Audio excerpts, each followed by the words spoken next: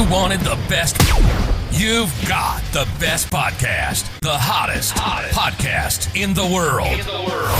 The Chris Voss Show, the preeminent podcast with guests so smart you may experience serious brain bleed. The CEOs, authors, thought leaders, visionaries, and motivators.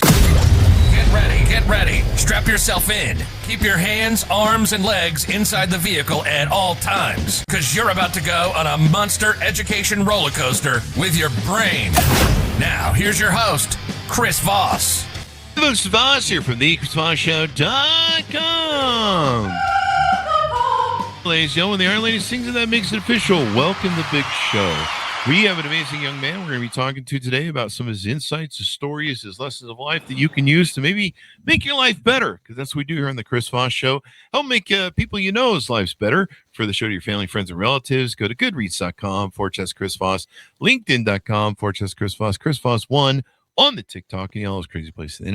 Opinions expressed by guests on the podcast are solely their own and do not necessarily reflect the opinions of the host or the Chris Voss Show. Some guests of the show may be advertising on the podcast, but it is not an endorsement or review of any kind. Today's featured author comes to us from bookstolifemarketing.co.uk. With expert publishing to strategic marketing, they help authors reach their audience and maximize their book success. Today, our young man we have joining us on the show is Griff Ruby. He's getting younger the more times I say it, I think. His book is entitled The Resurrection of the Roman Catholic Church, a Guide to Traditional Catholic Community, out September 26, 2002. You can check out his book wherever fine books are sold and all that good stuff. So we're going to get into it with him, find out more about his life and his journey, etc., etc. Mr. Griff Ruby was born in 1958. He found the faith without the luxury of a religious upbringing and at a time when Catholicism itself had lost its identity. His writings reflect many years of research into the Christian history and theology and ecclesiology. He lives with his wife, Juliet, and son, Martin, on the Central California coast. Welcome to the show. How are you, Griff? Well, I guess I'm very well. Yeah, you're on the Chris Voss Show. Hey, I'm on the Chris Voss Show. So give us your .coms. Where can people find out more about you on the interwebs? .coms. Well, right now, I think the best place just to find the access to the book, because the only site I have is very old, and it was to promote the book, more than like 10, 15 years ago. So actually more like 20 now. But the idea was to promote stuff, but it's still the old HTTP protocol, and a lot of modern browsers have a problem with that. So I don't know that I have that site. The best places to find me, to find my book, the easiest place would be on Amazon, because Resurrection of the Roman Catholic Church, and also my other book title, Sede Vacante, is on Amazon under my name, Griff Ruby. The other place that I like to put stuff in where people can post comments is that on YouTube I have a channel called Mr. Ubi Petrus. And Ubi Petrus is just a run together of two words in Latin to say where Peter is. So that's probably the best ways to access me as far as maybe my publisher has a site too, but I don't remember it off the top of my head. Mm-hmm. And let's see. So in the show, give us a 30,000 overview of the book and what's inside. Okay, 30,000 foot overview. Now, this is kind of the big item, actually. You see, the claim that I make in here is a very large scale claim, and it may sound out there when you first hear it, but as you see it defended and as you see how this works out, it is really something that is important for certainly everyone who is concerned, let us say, with following Christ, really should know about all of this. I think people get this idea of religion as kind of this blob that you can kind of make anything of it you want. You can have the, like one of those Rorschach ink blot tests, that psychologists would use. And one person says, oh, it's a butterfly. And someone else says, oh, it's two young girls dancing, blah, blah, blah, whatever. And of course, what somebody sees is that it doesn't really tell us anything about the ink blot, but about the mindset and psychology of the person seeing whatever they see. But when it comes to religion, there really is more than that. God created a church Jesus Christ did a lot of things. We know that he wandered around Jerusalem. We know that he preached all these wonderful sermons. We know that he worked these miracles. We know that he came back from the dead. And if we understand the Christian gospel, even at its barest rudiments, we understand that he was crucified for our sins, came back from the dead 3 days later, and ultimately ascended into heaven and so forth. So we know these things, but there's something else he did that I think a lot of people aren't aware of, and that is he founded a church. Once you watch for him doing that, there's actually a lot of that scattered throughout the New Testament. He's picking its leaders, the apostles, and how the succession goes. And he's really showing how everything is done and explaining a lot of it. A lot of the parables pertain to growing the church.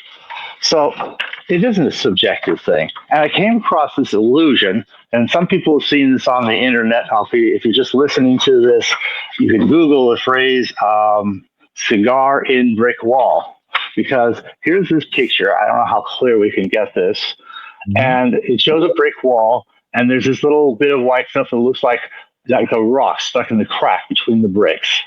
When I first saw it, that's what I thought it was. And I thought, well, what's the big deal? But there are people who say, well, no, there's a cigar in the picture. Do you see any cigar? Not really. Well, but okay. I mean, it's not the great picture. Okay. Yeah, well, I could be part of it. But the other thing is, the cigar actually lines up perfectly with one of the cracks in the bricks.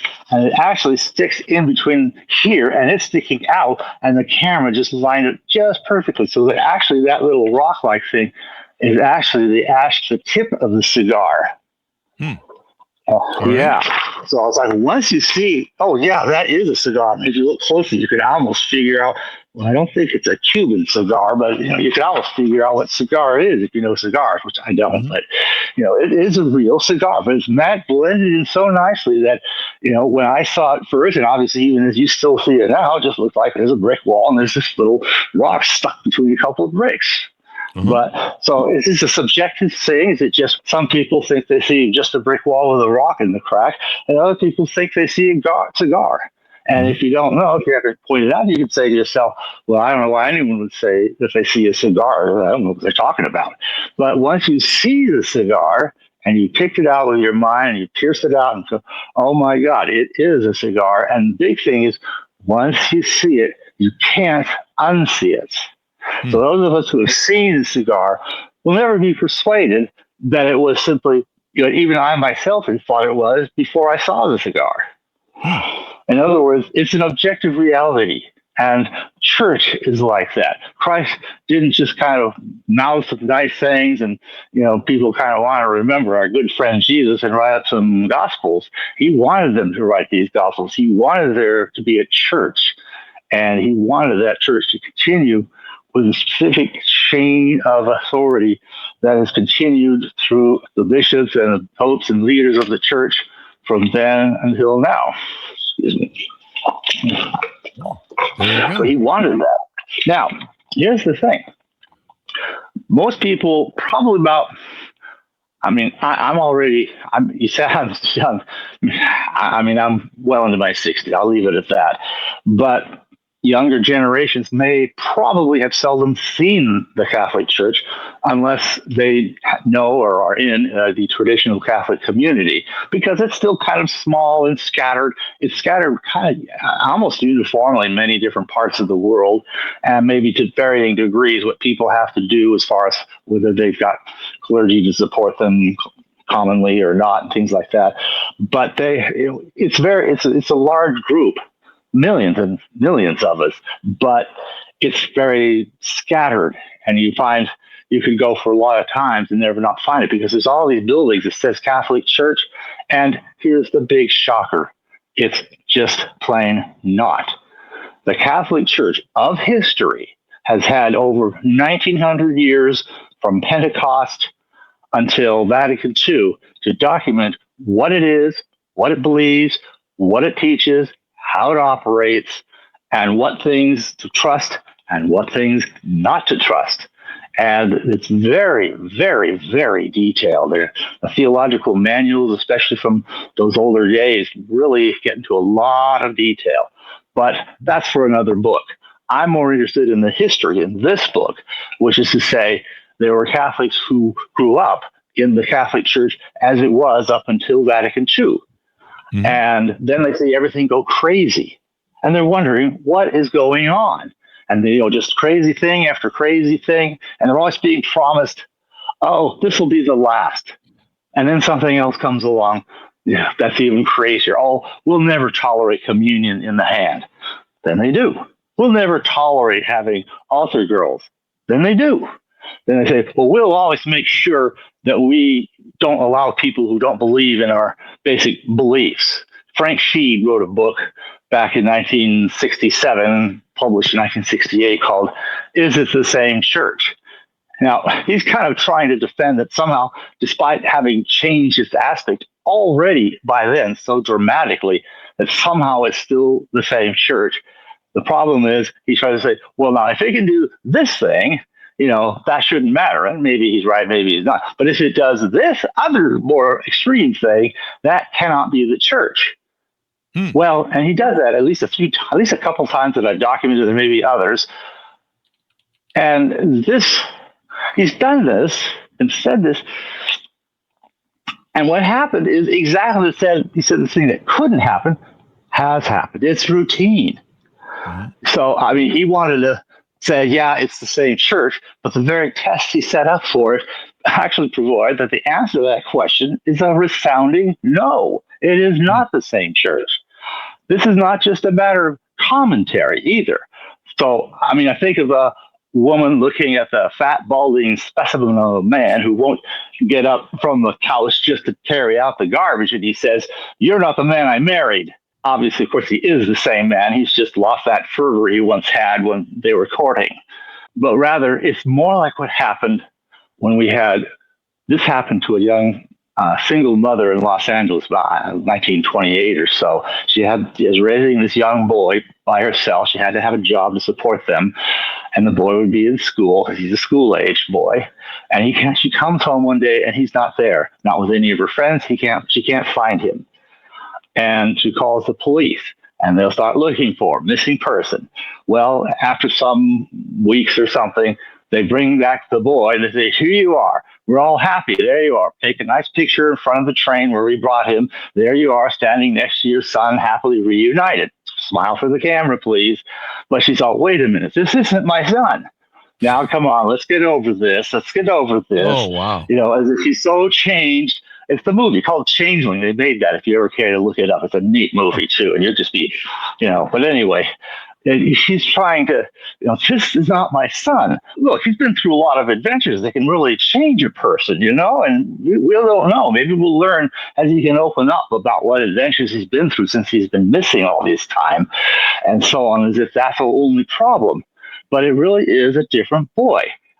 She was keeping marks on her doorstop or something of how tall her son is. This boy is 3 inches shorter than the last mark she made. He does not have the same dental records as her son at his dentist, where she would routinely have been taking her son. This boy goes back to the same classroom where her son had started the school year and was still there with the same teacher. And the teacher says, you take your seat. And the kid just sits down in some empty seat he finds. And she has to explain to him, no, I didn't just say take a seat. Take your seat. He didn't know what seat it was because it's not the same one. It's a different boy.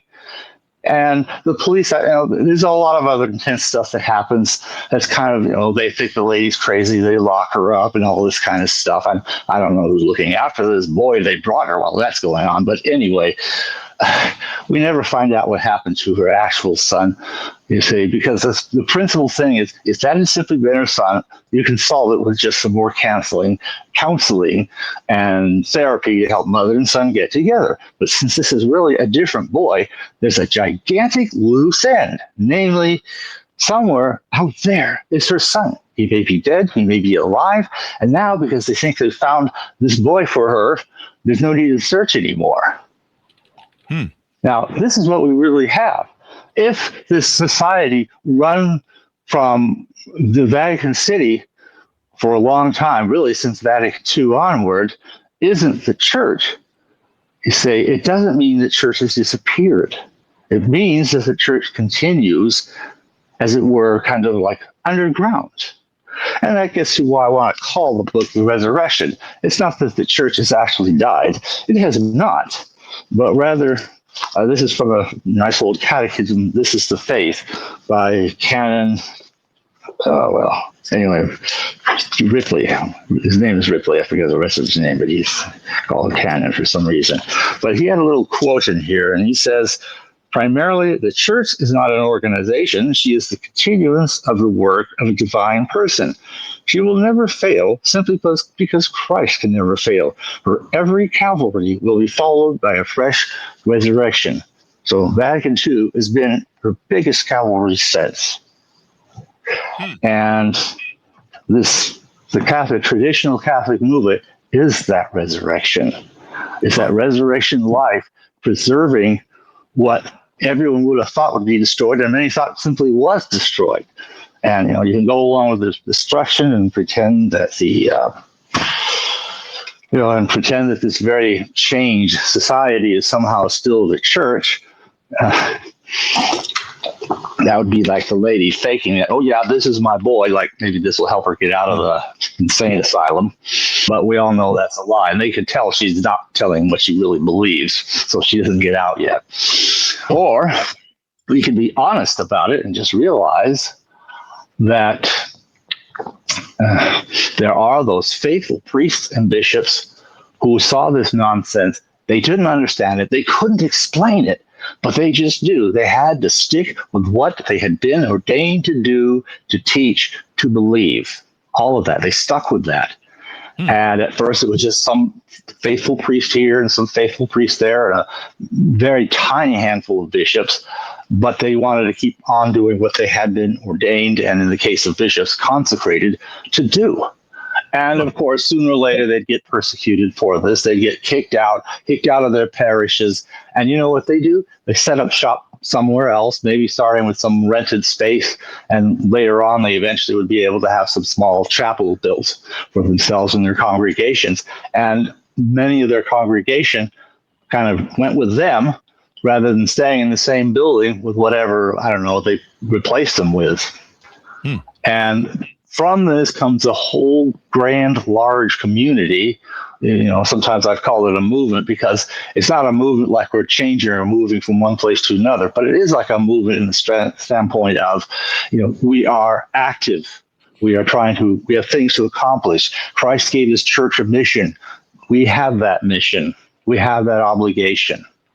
So that is the big picture. It's a shocking thing, but at the same time, it's really the explanation needed. All through the 60s and 70s, when like every time you went to church, oh, what have they done this time? Oh my God, what the heck is this?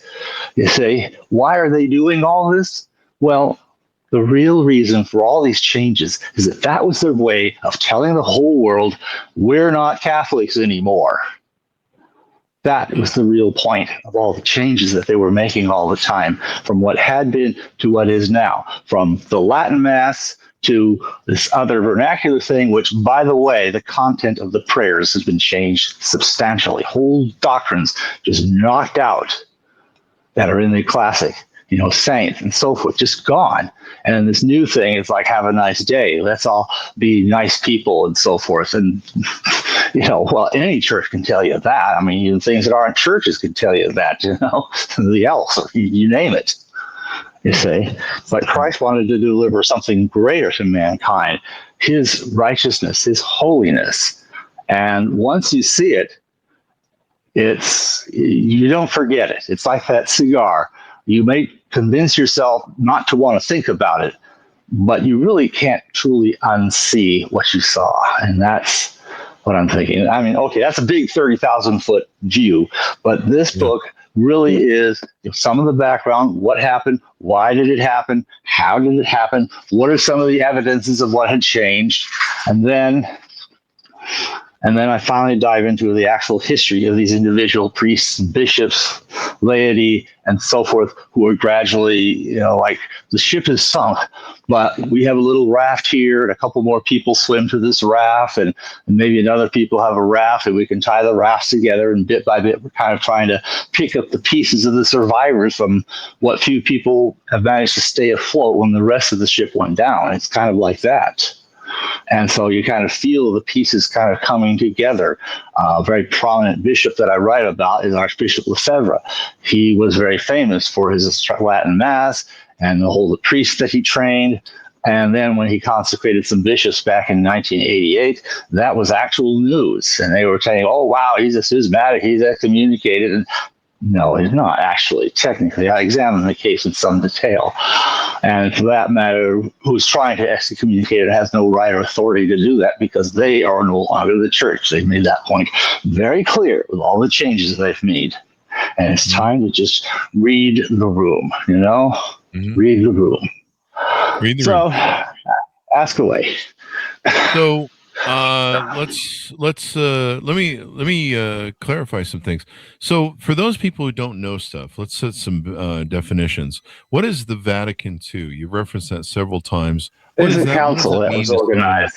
Okay. A whole bunch of there were already some corrupt churchmen, but they couldn't do very much. But when they got in this council called Vatican II, every now and then the church would organize these councils, and when they do this, there's a reason for a council. For example, when Protestantism was a big problem, they called together the Council of Trent. You've probably heard of that. There was other things like kind of atheism and irreligion and indifferentism, and they brought together the First Vatican Council in 1869-70, and they confirmed, for one thing, the doctrine of the infallibility of the Pope, and so forth. And then we get to this next one. There was no particular reason that the council was being called. I mean, okay, communism was fashionable. Maybe they could have called the council to condemn that, but they'd already agreed in advance not to. So it's like, well, what are we doing this for? All these people went there to gather because they were bishops and priests and cardinals and so forth. They all went to Vatican City, and they sat there and heard all these blather documents that are just really terrible. You read on it, what did I just read? And it was really bad. Yeah. And they signed off all the stuff. Oh, sorry. Go on. Yeah. They signed off on this stuff thinking, well, it doesn't say anything, so it doesn't matter if I sign off. Well, some of it did say some things that definitely did change some things and so forth. And I talk about some of that in this book, and in my set of Vacante books, I'll drill into that a whole lot more. But the whole point is, it wasn't a real council. I mean, yeah, a real church went in, and basically two churches came out of it. A bogus one that had managed to appropriate 99% or something of the former church's resources. And then there's the true church continuing on quietly, faithful, in the background, probably in many ways underground, and especially in certain parts of the world. And unacknowledged, almost unknown, except to those involved or meeting up with it personally. So, sorry, ask away. So you talked about, why is Latin Mass important, and how does that work into what you've discussed so far? Well, there's two things about the Mass in Latin. The original, they call it Tridentine because they officially codified it as late as the Council of Trent. But it has been the Mass literally from persecution under ancient Rome times, once they were really able to have enough peace and quiet to kind of formulate what are we going to do as we worship. But they pretty well knew. But there, Justin Martyr has a description that's kind of simplistic, but he absolutely agrees with what we do.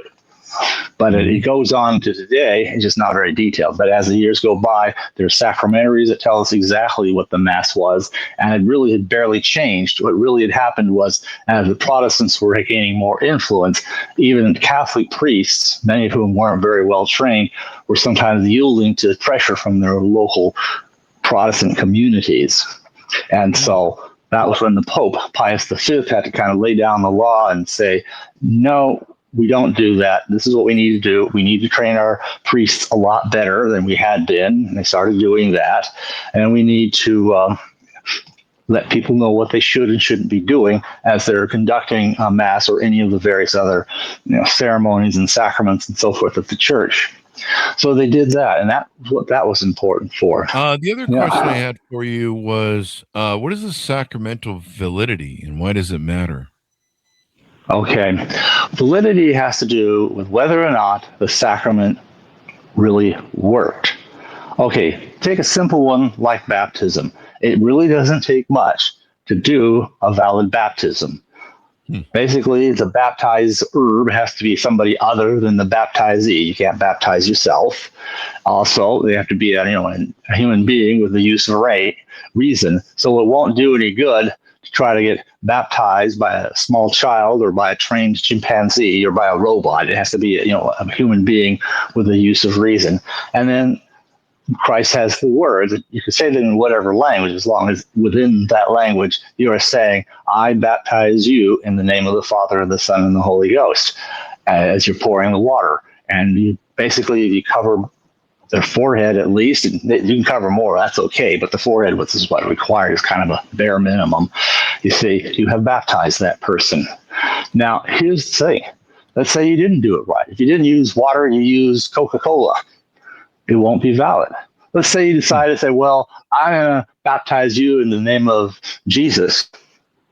No, that won't work.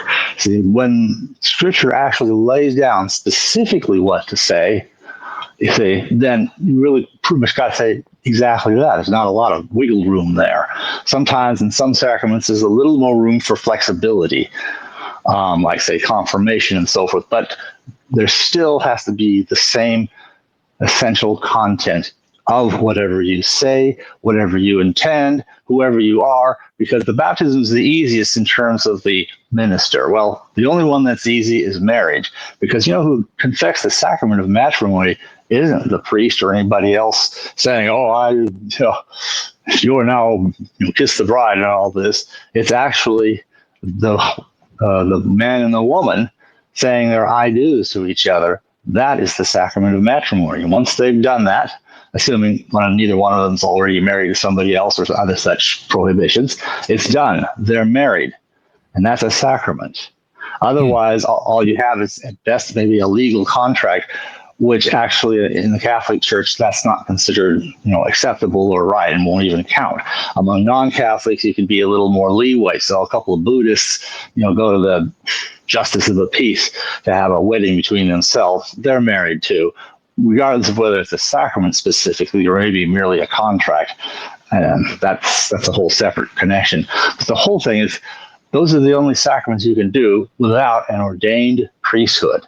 You want to have the Eucharist is the body, blood, soul, divinity of Christ. But here you had some bread and some wine. If you're doing what you're supposed to do as a priest, you're actually ordained as a priest. You're saying the right words as a priest. You intend to do what the church normally does in this.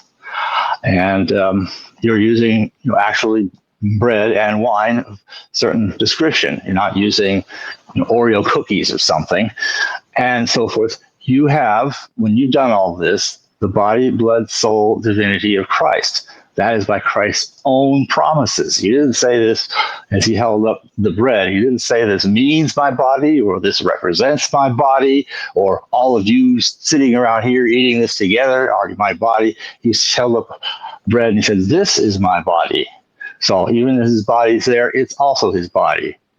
And really just as literally as the flesh, you could have cut off his arm right then if you thought to do it.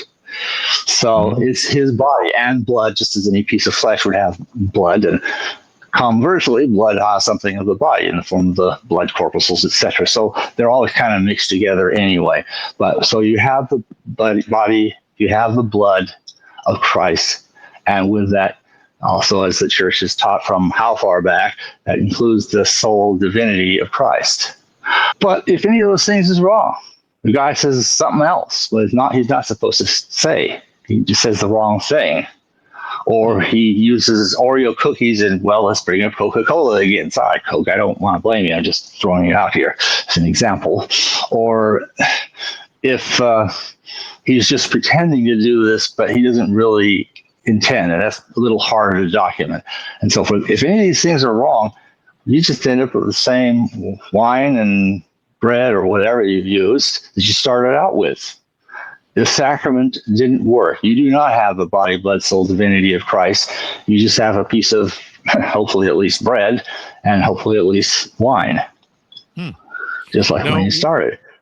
One other thing you claim in the book, that the Vatican leaders are not real popes, and yet you accept Catholics, those who think he is. Why and how can you explain that? That question's confusing. That's a good question, yes, and I appreciate that.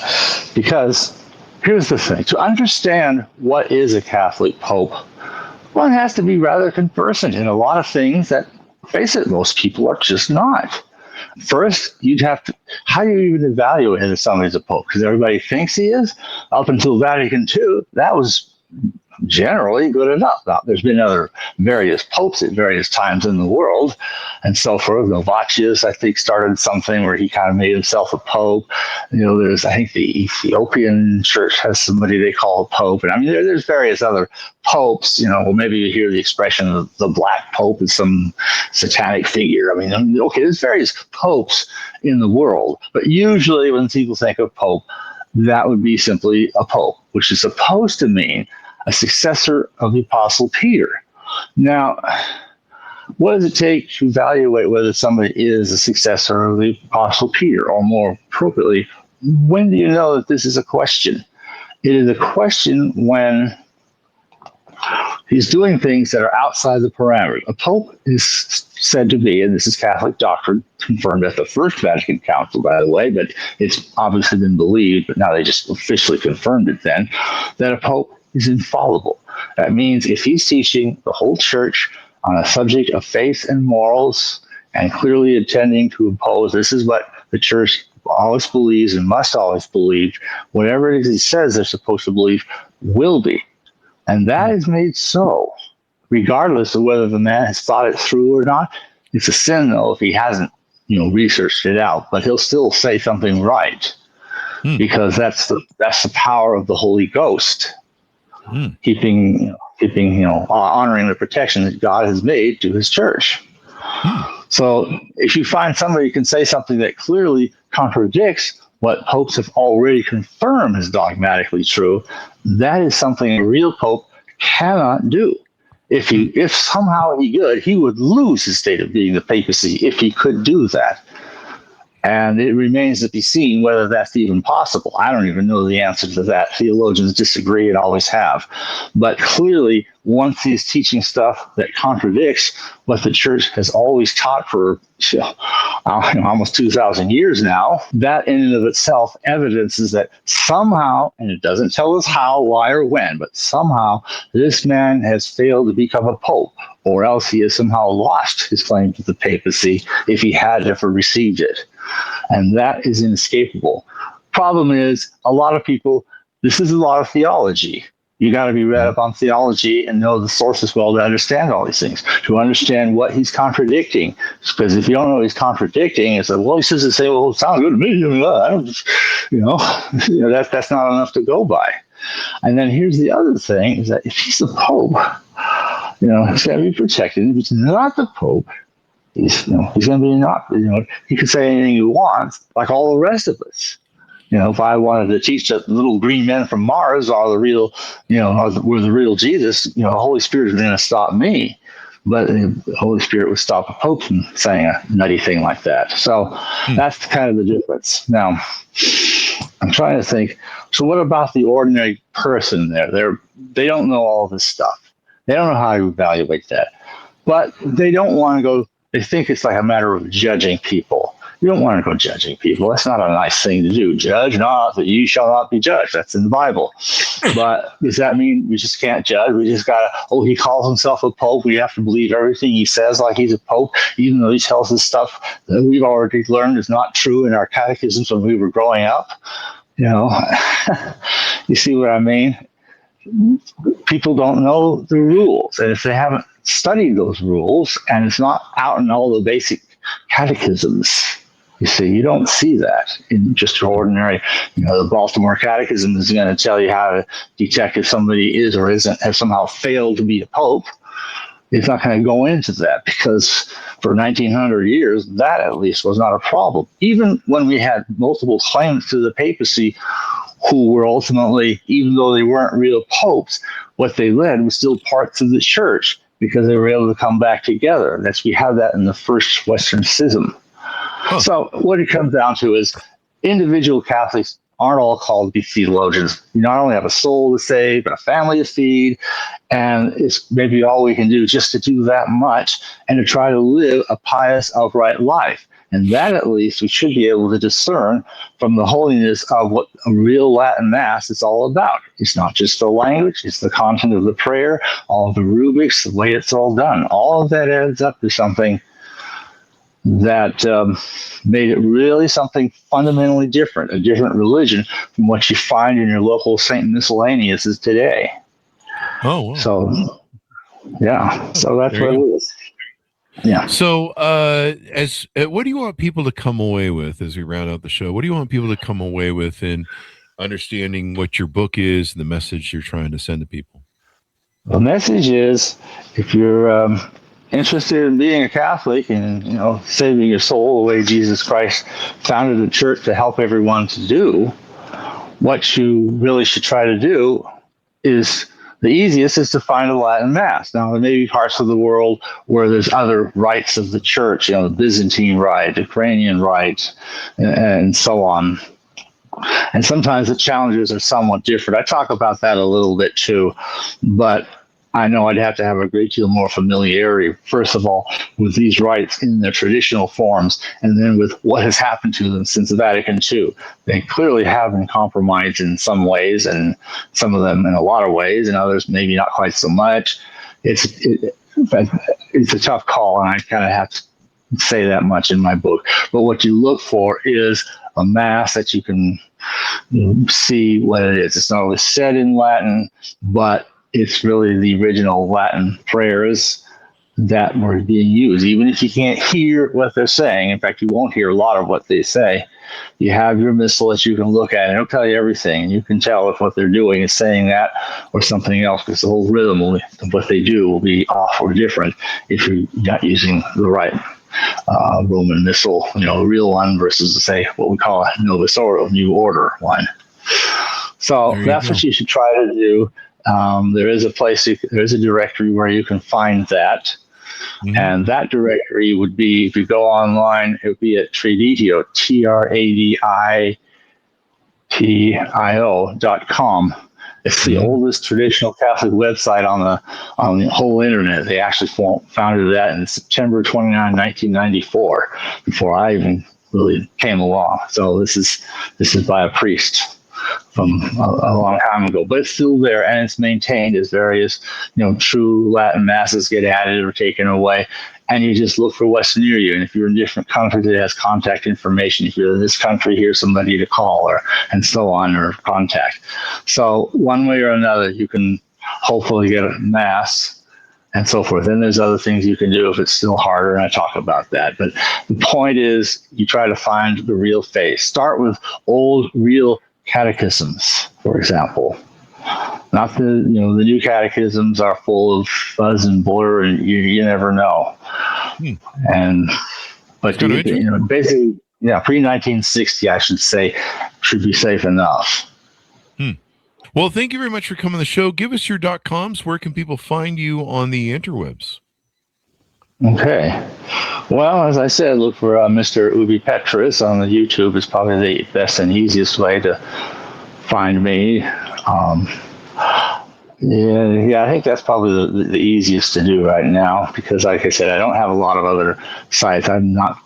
I really have never figured out Twitter or X or whatever, Facebook. A lot of those things are kind of confusing to me. I'm kind of this old fogey who can't really quite get with all these new programs, Instagram. I don't know these things that well. Maybe someday I might try to learn them, but I'm not very good at that. I spent a lot of my time just digging through history, and I had to track down lots of sources. And this is mostly a history book. Once the history actually gets going, it's history. Okay. And That's its history, and then the other book will drill it into the theology. It's a whole different thing, but that's another thing, and we'll talk about that later. All right. Well, thank you very much for coming on the show. We really appreciate it. All right. Well, thank you for having me. Thank you. And thanks, everyone, for tuning in. Order up the book wherever fine books are sold. It's called The Resurrection of the Roman Catholic Church, a guide to the traditional Catholic community. Out September 26, 2002, but I believe this is the 2019 updated version. Is that correct? Yeah, that's correct. It's been through a few updates, and some events have happened that history's like that. In fact, some more history's happening, and I'll have to revise it again one of these times and bring in later history and so forth. So, yeah, there's been some revisions, and it's interesting that a book that's been around so long is still selling, because this is not about me or my life or my journey. That doesn't even come in here. This is about everyone's journey. Okay. Especially all right. Well, thank you very much. Okay. All right. Well, thank you. We got it. All right. And thanks, man, for tuning in. Go to goodreads.com/Chris Voss, LinkedIn.com/Chris Voss, Chris Voss, one, the TikTok, and all those crazy places on the internet.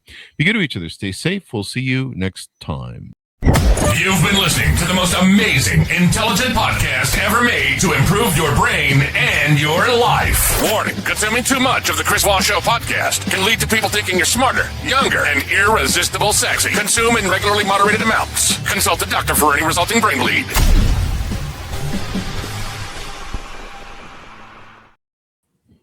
All right, Griff.